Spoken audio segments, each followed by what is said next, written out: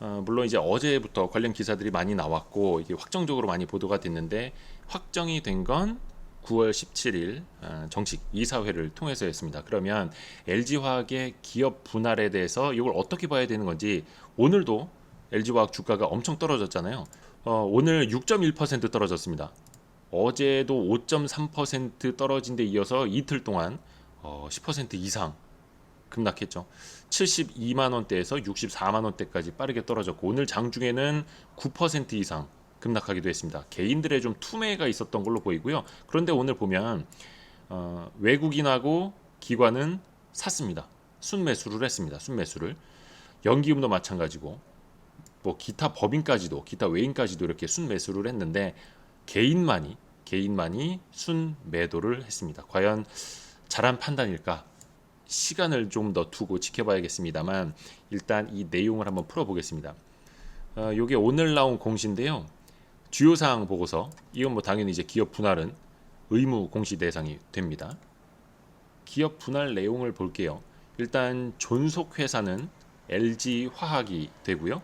여기서 이제 존속의 의미는 이 회사의 기존 등기를 어떤 회사가 유지하느냐입니다. LG화학이 존속 회사가 되고 분할해서 신설되는 회사는 LG 에너지 솔루션이라는 가칭으로 일단 불리게 됩니다. 당연히 전지 사업 부문, 뭐 자동차 전지, ESS, 소형 전지 등등이 여기에 포함이 되고요. 나머지는 모두 다 이 LG 화학에 들어가게 됩니다. 대표적으로 뭐 석유화학, 석화 사업이 될 테고 약간의 바이오 사업도 LG 화학 안에 있다고 합니다. 오는 10월 30일 임시 주주총회를 열어서 이 특별 결의 사항이거든요. 임시 주총을 열어서 주주총회에서 10월 30일 날 이게 의결이 돼야만 확정이 되는 겁니다. 분할 기일은 12월 1일이 됩니다. 12월 1일자로 LG화학은 두 개의 회사로 나뉘게 된다는 뜻입니다. 단순 물적 분할 방식인데요. 이 분할 신설 회사를 설립해서 전지 관련 사업에 역량을 집중하도록 하겠다.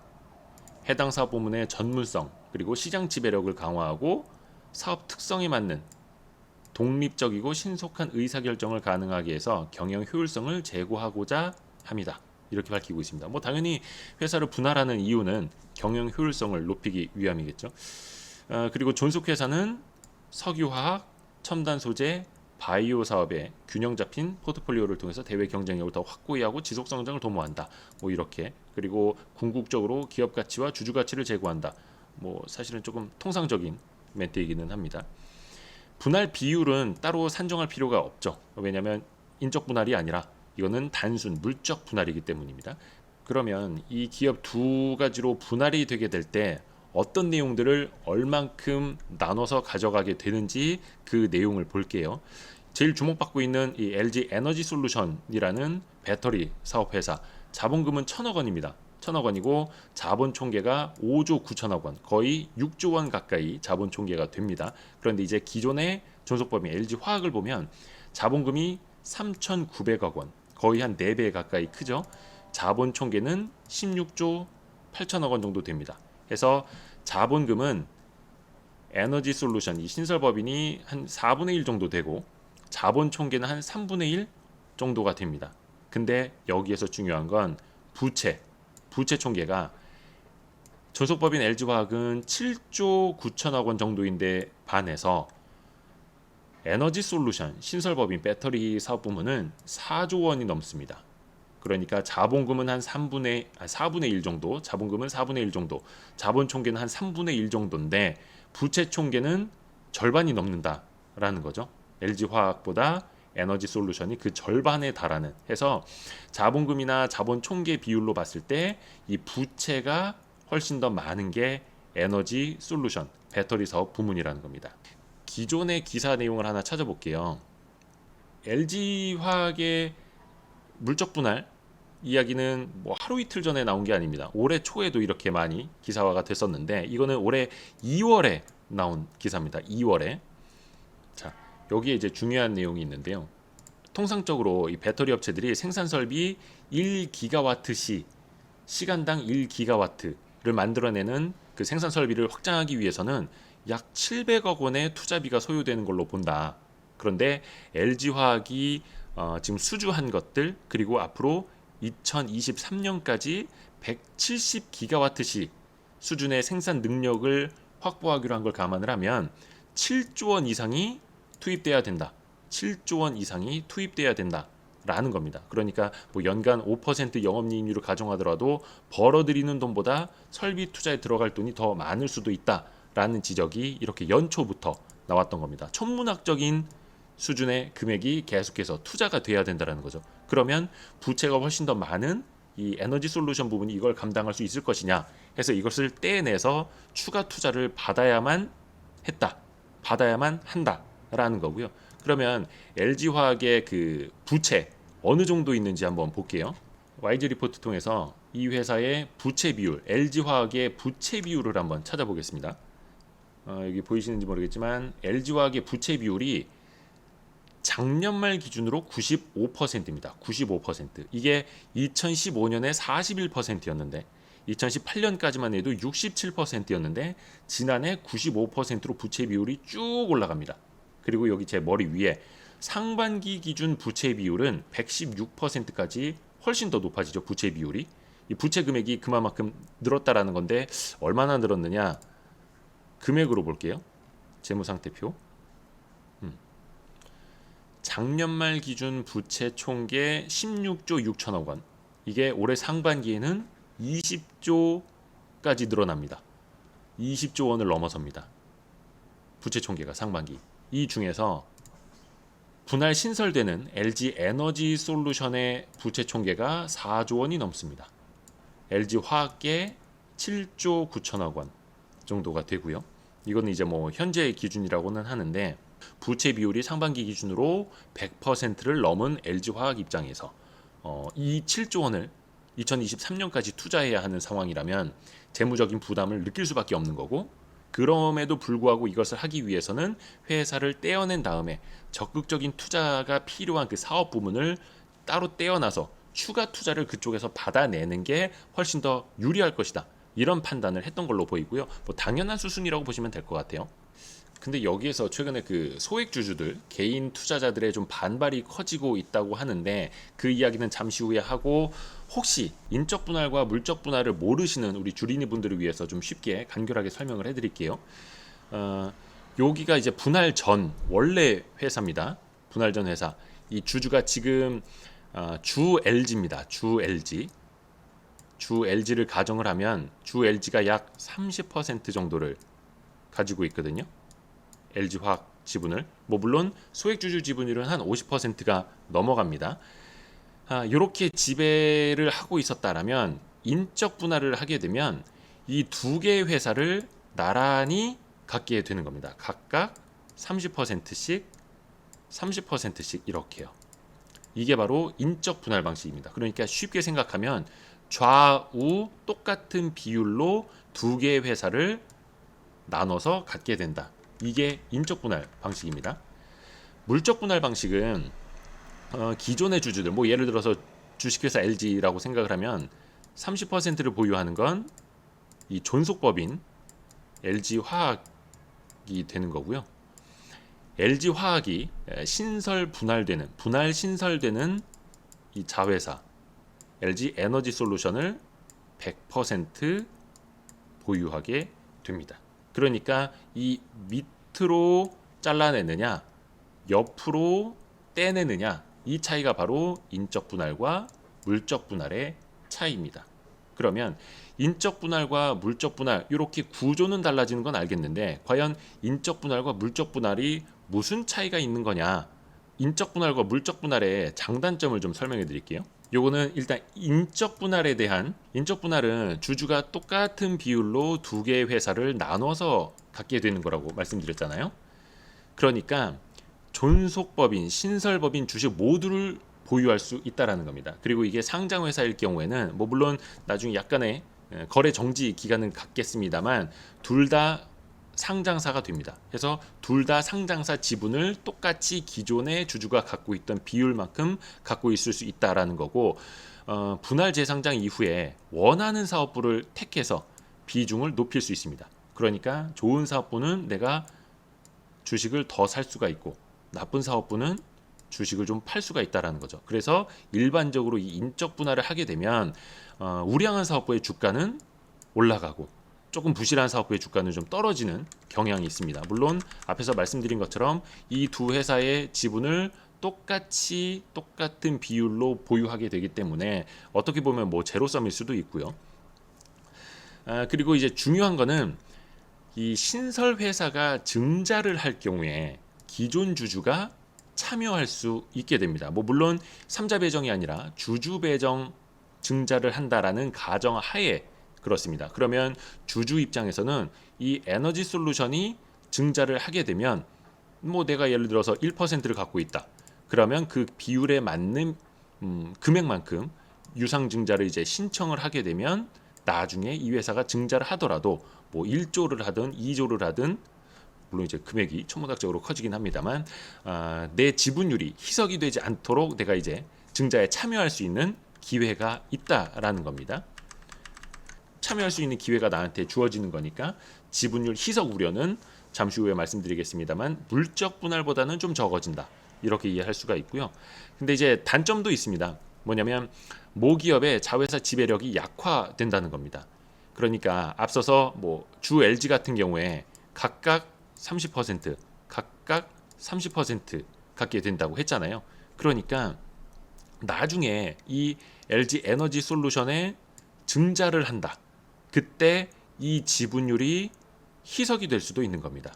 그리고 이게 진짜 알짜 사업이라면 이 위에 있는 주주, 뭐 주 LG가 됐든 소액 주주가 됐든 뭐 지분을 좀 많이 갖고 있는 게 좋은데 30% 그대로 돼 있다 보니까 또 나중에 여기서 증자를 많이 하면 할수록 이 지분율이 희석이 될 수 있는 여지가 있다.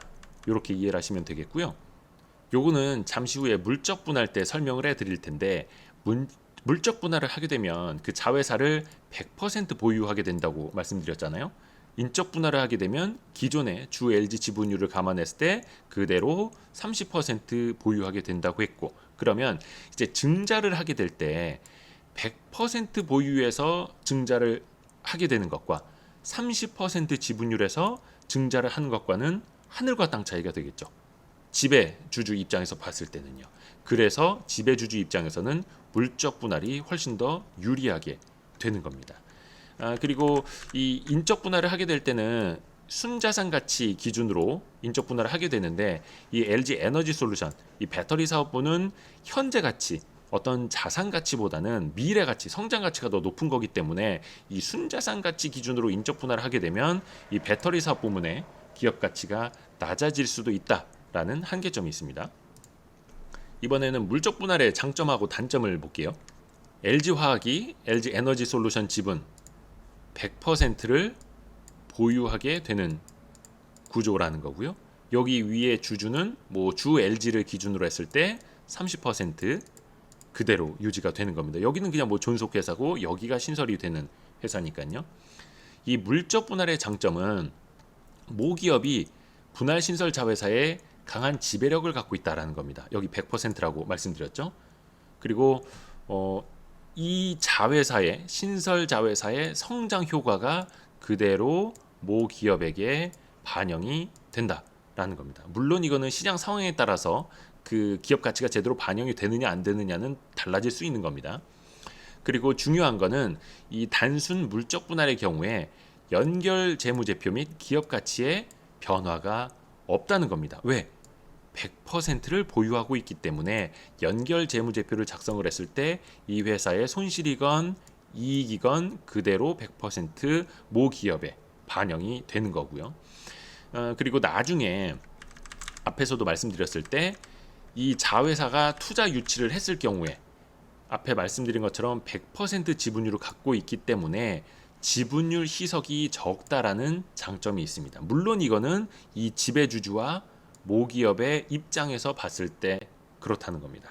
인적 분할 때 설명을 드렸습니다만 물적 분할일 때 100%에서 투자를 받기 시작하는 것과 인적 분할을 해놔서 기존의 지분율 30%에서 투자를 받기 시작하는 것과는 지분율이 희석이 똑같이 된다라고 하면 하늘과 땅 차이가 되는 거죠.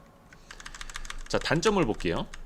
이 LG화학 위에 있는 주주 입장에서는 알짜 회사를 간접적으로 보유하게 된다라는 약간의 단점이 있습니다. 특히 소액주주들 입장에서 지금 많이들 지적을 하는 게 그겁니다. 나는 이 LG 에너지 솔루션, LG 배터리 사업부를 좋게 봐서 이것을 샀는데 결국에는 나는 간접적으로 이 LG화학을 통해서 보유하게 되는 것 아니냐. 이런 불만들을 내놓고 있는 거고요. 뭐 물론 이건 앞에서 말씀드린 것처럼 연결 재무제표를 쓰기 때문에 이론상으로는 100% 자회사기 때문에 뭐 전혀 기업 가치가 달라지는 게 없습니다만 주주들 입장에서는 간접 보유하게 된다는 것, 그리고 나중에 이 회사가 외부 투자를 받게 됐을 때 나의 지분율이 희석될 수도 있다라는 걸 우려하는 거죠. 또 우리나라의 특성상 중요한 게 있는데요. 자회사 경영에 어떤 문제점이 생겼을 때 LG화학이 100% 보유한 LG 에너지 솔루션에 경영상 어떤 문제가 있을 때 이 LG화학을 보유한 지금 상장사 LG화학을 보유한 소액주주들 입장에서 경영상 이 LG 에너지 솔루션 주주들의 잘못을 책임을 묻기 어렵다라는 겁니다. 그게 뭐냐면 이중 대표 소송제가 우리나라에는 제도적으로 지금 마련되어 있지 않거든요. 뭐 다중 대표 소송제라고도 많이 들어보셨을 텐데 다중 대표 소송제는 조금 더 넓은 개념이고 이 자회사와 모기업과 관련된 거는 이중 대표 소송제라고 하는데 그 제도가 없기 때문에 지금 주주들 입장에서는 이 LG 에너지 솔루션의 어떤 경영적인 판단에 대한 책임을 묻고 싶어도 나는 LG 에너지 솔루션 주주가 아니라 LG 화학 주주이기 때문에 그 자회사 경영진까지 책임을 물을 수가 없다라는 겁니다. 왜? 이중대표 소송제가 없기 때문에. 자, 그리고 또 중요한 건 이겁니다. 이 자회사가 나중에 증자를 하거나 아니면 상장을 할 때 기존의 LG화학 주주들에게 우선권이 없다라는 겁니다. 우선권이. 100% 보유한 건 누구다? LG화학이다. 그러니까 LG화학을 암만 많이 갖고 있는 주주들, 소액주주들 입장에서는 나중에 이 LG 에너지 솔루션 IPO 할 때, 공모주 청약할 때 그냥 일반인들과 똑같이 경쟁을 해야 된다라는 겁니다. 앞에서 인적 분할일 때는 최소한 내가 똑같은 두 회사를 나눠서 갖고 있기 때문에 이 회사에 뭐 예를 들어서 5%를 갖고 있다, 소액주주들이. 그러면 이 지분율만큼 나중에 주주 배정이 이루어질 때 이 참여할 수 있는 권리가 있는데 이 물적 분할일 경우에는 내가 갖고 있는 건 이 LG화학뿐이기 때문에 LG 에너지 솔루션에 대한 증자 참여 기회가 없다. 우선권도 없다라는 측면에서 소액주주들은 반발할 수밖에 없는 거죠. 심지어 그 청와대 국민청원 게시판에 이 LG화학의 물적 분할을 막아달라는 이런 청원까지 올라왔다고 합니다. 소액주주들의 의견이 전혀 반영되지 않았다. 그리고 뭐 뉴딜, 빅딜 관련주, 전기차 관련주, 배터리 관련주라고 생각해서 LG화학에 투자했는데 분사를 하면 그 투자한 이유와 전혀 다른 화학 관련주에 투자를 하는 것이 된다. 이런 이야기를 했다고 합니다.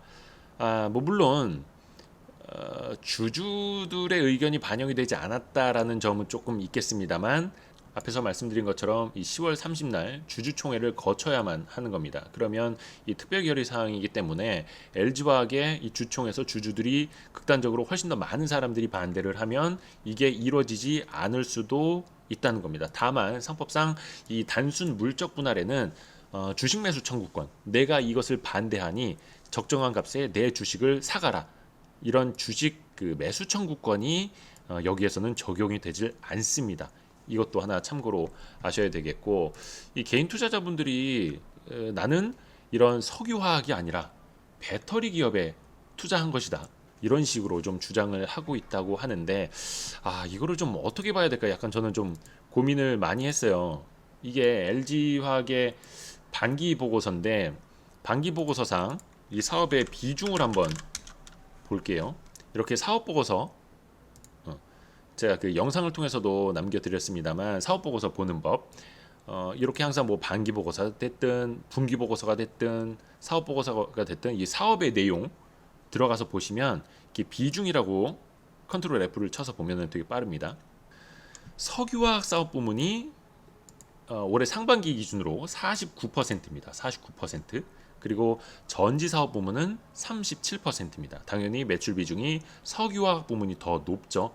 그리고 이제 전지 사업 부문은 그래도 계속해서 재작년 24%, 작년 30%에서 올해 상반기 37%까지 높아지는 추세, 성장하는 추세에 있습니다. 그런데 아직은 이익 비중은 높지를 않죠. 87%가 석화, 이 석유화학에서 나고 있고 전지 사업 부문의 영업이익은 13%에 불과합니다.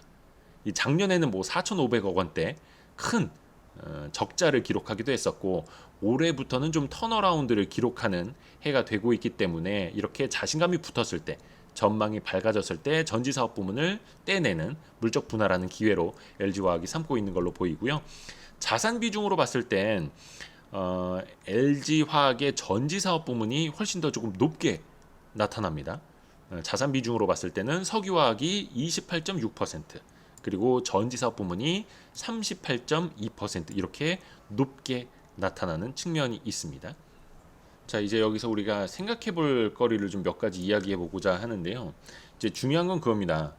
분할 이유와 분할 이후가 중요하다는 겁니다. 첫 번째, 분할 이유. 흔히 인적 분할 같은 경우에는 최대 주주의 어떤 지배력을 강화하기 위한 지배구조 개편 수단으로 많이 활용이 되거든요. 뭐 자사주 마법 이런 이야기가 나오는 것처럼. 근데 지금 LG화학 같은 경우에 뭐 재벌 3세 대주주의 지분율을 강화하기 위한 거냐? 아니지 않습니까?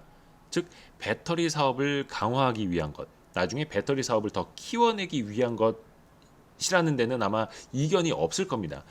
또 향후에 신규 투자를 받기 위함입니다. 앞에서 물적 분할의 이점을 이야기해 드린 것처럼 IPO를 하거나 추가 투자를 받을 때 100% 갖고 있는 상황에서 받는 것이 훨씬 더 유리하기 때문에 금액적으로 훨씬 더 많은 자본을 유치할 수 있다. 더 많은 자금을 투자를 받을 수 있다라는 측면에서 보면 물적 분할이 유리할 수밖에 없는 거고요. 그러면 이제 분할 이후에 캐파 확대를 투자가 캐파 확대를 위한 투자가 어떻게 이루어질 것이냐 또 봐야 되는 거고요. 지금 소액주주들이 만약에 이제 반발을 하는 것처럼 물적 분할을 하지 않고 아예 분할조차 하지 않는다. 라면은 앞에 뭐 부채 비율 100%를 넘어섰다라는 것도 말씀을 드렸는데 어느 날 갑자기 이 LG 화학이 그럼 분할 안 할게요. 대신에 배터리 사업에 투자가 훨씬 더 많이 필요하니 우리는 증자를 해야겠습니다. 어느 날 갑자기 유상 증자를 할 수도 있는 겁니다. 그러면 그때 주가는 또 어떻게 될까요? 또 주주들 입장에서는 또 반발이 그때는 안 나올까요? 이거 하나 생각해 봐야죠. 그리고 물적 분할이 아니라 인적 분할을 한 뒤에 에너지 솔루션만 증자를 할 수도 있는 겁니다. 두 개가 나란히 인적 분할을 해서 나란히 상장사가 돼 있어. LG 화학은 뭐 증자 안 한다 하더라도 LG 에너지 솔루션만 갑자기 대규모 뭐 조 단위 유상 증자를 할 수도 있는 겁니다. 그러면 이 LG 에너지 솔루션을 갖고 있는 주주들 입장에서는 그때는 불만이 안 나올까요? 한번 생각을 해봐야겠죠. 그런데 이런 단순 뭐 유상 증자가 아니라 전지 사업을 물적 분할한 뒤에 이 자회사를 상장하는 수순으로 가겠다라는 거지 않습니까? 그런 측면에서 보면은 오히려 이 물적 분할이 훨씬 더 유리할 수 있다라는 판단이 지금 그래서 증권가에서 나오는 거고 오늘 개인 투자자들은 많이 투매를 했지만 기관 투자자들은 순매수를 한 이유가 아마 거기 있지 않을까 생각이 드는 겁니다. 지분율이 당장 희석되는 것보다 이 자회사 LG 에너지 솔루션의 기업 가치가 훨씬 더 크게 인정받는다면 어떨까요? 그걸 좀 생각해 봐야 되지 않을까요? 혹시 IPO 전에 프리 IPO를 한다면 그 프리 IPO 때 걸출한 완성차 메이커들이 증자에 참여한다면 어떻게 될까요? 그러니까 예를 들어서 뭐 테슬라라든지 현대차라든지 이런 안정적인 배터리 공급을 받기 원하는 전기차 완성차 메이커들이 프리 IPO 때 LG 에너지 솔루션 증자에 참여한다면 어떻게 될까요? 혹시 그때는 시장이 호재로 인식하지 않을까요?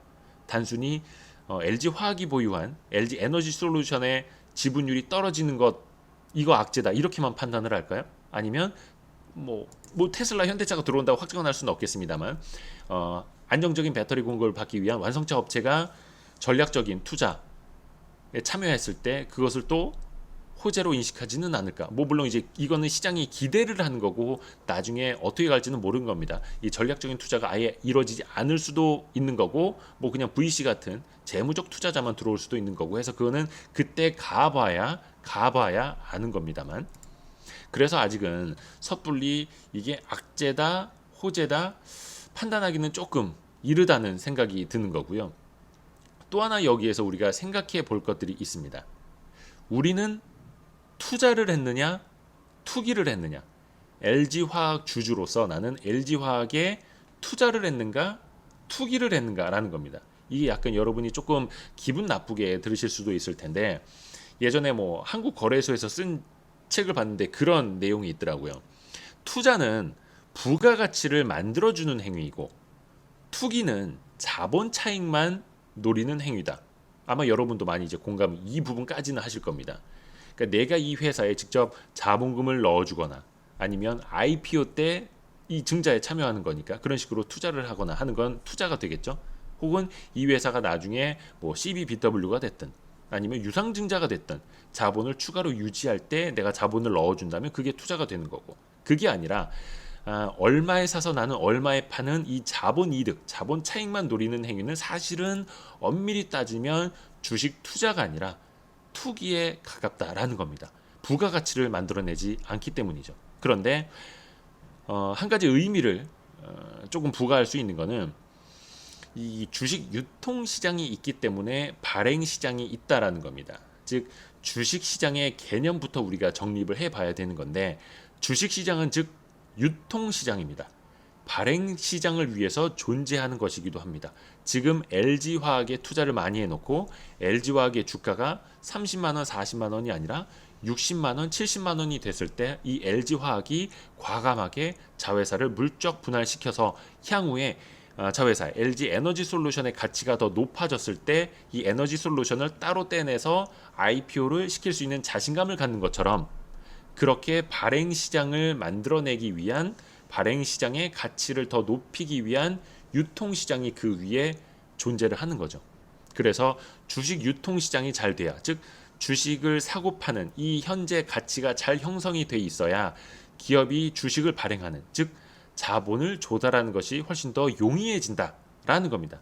그래서 그게 주식 유통 시장이, 주식 시장이 존재하는 이유이기도 합니다. 즉 주식 시장은 기업의 증자, 즉 자본 조달 통로인 셈이거든요.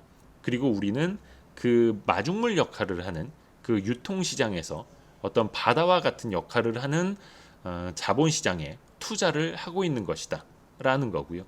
내가 투기가 아니라 투자가 되려면 이 기업에 투자하는 행위가 돼야 되는 것이고, 우리 주식농부 박영옥 대표님이 이야기하셨을 때 많은 분들이 공감을 하셨던 것처럼 말이죠.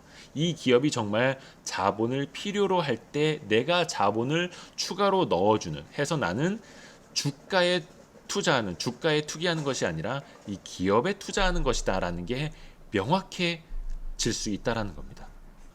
물론 지금 LG화학 기업 분할에 대해서 이제 반발하시는 그 모든 분들이 다 투기를 하셨다라는 의미는 아닙니다. 다만 우리가 주식시장에 투자하는 근본적인 이유가 무엇인지, 주식시장이 존재하는 근본적인 이유가 무엇인지 이해를 하는 게 먼저라는 겁니다.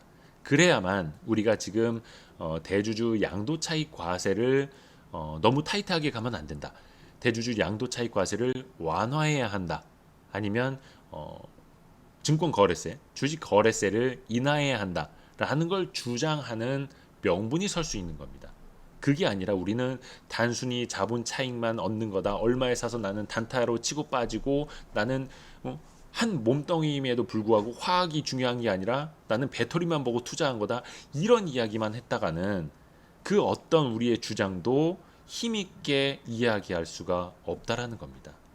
즉 우리는 주가에 투자하는 사람이 아니라 이 기업에 투자하는 사람이 되어야만 우리가 주식 투자자로서 그 어떤 것도 목소리를 높이기에 힘을 더 받을 수 있다라는 겁니다.